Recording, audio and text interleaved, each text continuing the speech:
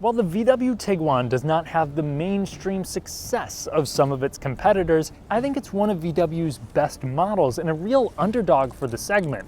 Today, I'm going to explain why that is, why you may want to stray away, and any updates for 2023. Last year, we received a healthy refresh that included tweaks to the interior controls, the trims along with their respective features, the badging, and the aesthetics. Nothing groundbreaking, but way more than what we have for 23, which is new wheels for the SE R-Line Black.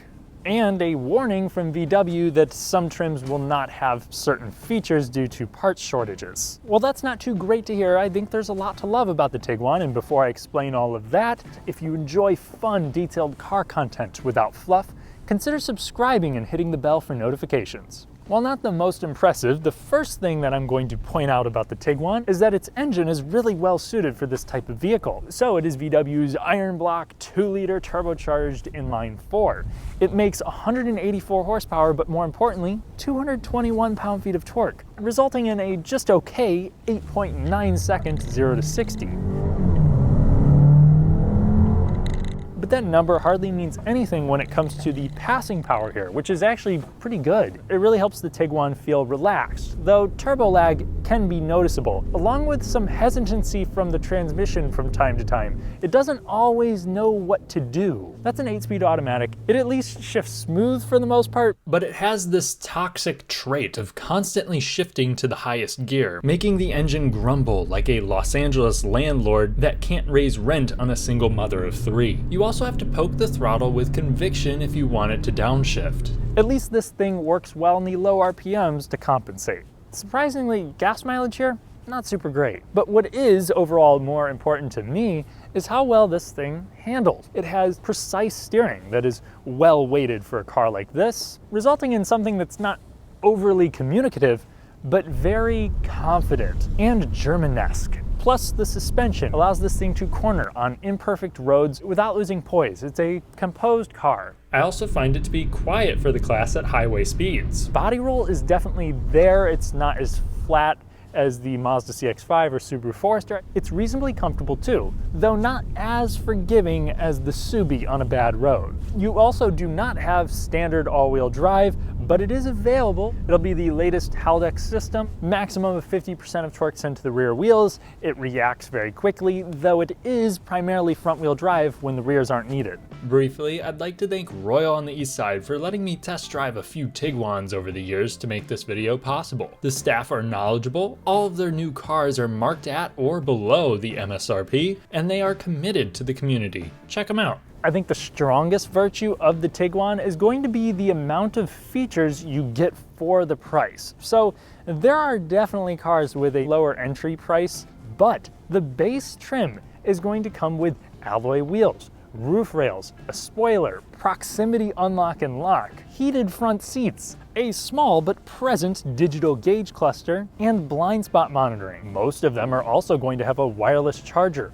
a power rear gate. You have parking sensors available, but also a 360 view camera. You can spec ventilated seats, a heated steering wheel, and I could go on for days. Oh wait, you also have a rain sensing windshield wiper on most models, a feature I really like. Anyway, the Tiguan is one of the few cars in the class where I think I would actually buy the base model, as it also skips out on some frustrating tech I'm gonna get into here soon. Though there are a couple caveats. Again, depending on what you're getting and when you're getting it, some of these features could get repoed. And on the base model, you have to opt for adaptive cruise and lane centering, something that's basically standard on most competitors. The next big standout here is the versatile yet fresh cabin. So the whole thing has an open and airy vibe to it. A lot of models will also have a third row that works for kids or adults that want to play Tetris with their body. You have good storage with outrageously big door pockets, especially up front, that are felt lined and work well for 40-ounce hydro flasks. It also seems well built with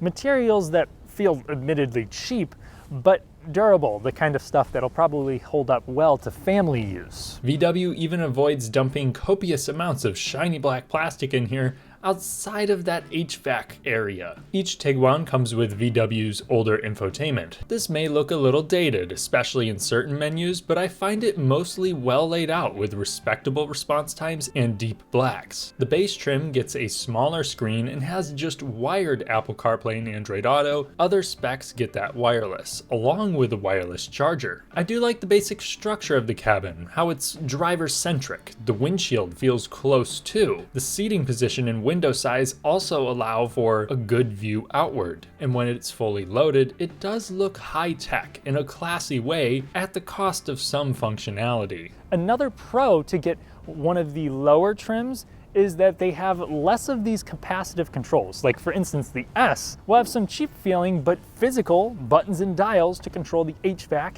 and buttons on the steering wheel. The SE fancifies the HVAC, though it's well done for what it is. Much better than the ID4 and GTI in my opinion. The SE Black Edition adds capacitive steering wheel buttons with haptic feedback. It's not horrendous, but it's a step backward, and VW has heard the complaints and plans to go back on it. If you want to skip cloth and gain lumbar adjustment, you'll need at least an SE.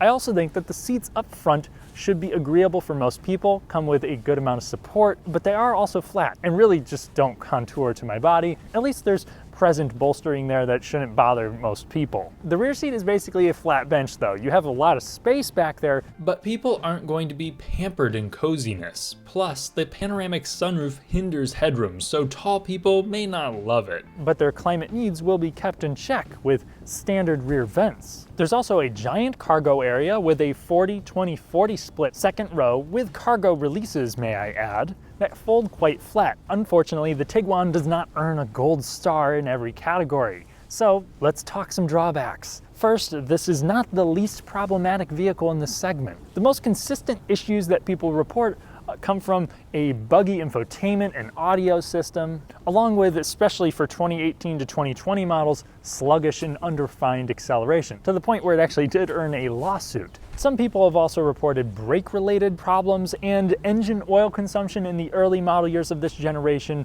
was reported by a few. Coolant leaks aren't entirely unheard of too, though the engine has slowly been proving itself, and the transmission is built by the fairly trustworthy Aisin, so I'm hoping the qualms of owners have been alleviated by now. Time will tell. But overall, Consumer Reports also confirms a lot of these issues, so I wouldn't really recommend the Tiguan to someone who highly prioritizes reliability. More straightforward cons to the VW will be things like the cheap materials, especially when you consider how expensive these things can get. I know I said that you can get a lot of features here, and I wasn't lying, but if you really start to lay into them, this thing will jump over $35,000 with no problem. I also, again, do not like the capacitive controls, and I really just wish the higher trims put a focus on quality instead of just maximum tech. This thing could also use a more base version to lower the cost of entry. It could also use maybe a special version, something with a little more personality, whether that be a more powerful engine like the tune that you'll find in the GTI, which still uses regular fuel, may I add. Or maybe it could add a dedicated rugged version. This also isn't the ideal crossover for off-road excursions with just less than 8 inches of ground clearance, no real underbody protection, and a more basic all-wheel drive system. I think it's kind of easy to write off the Tiguan because of how well-rounded most of the competition is. But when you consider its German ideals on road, a feature and tech list long enough to rival that of Batman's belt, and interior space more befitting of a vehicle with a much larger footprint, I think the Tiguan deserves its place as VW's best seller. Thanks for watching. If you enjoyed the video, then leave a like and help me embarrass the YouTube algorithm. Subscribe and hit the bell for more, and follow me on Patreon for additional content. I'll catch you in the next one.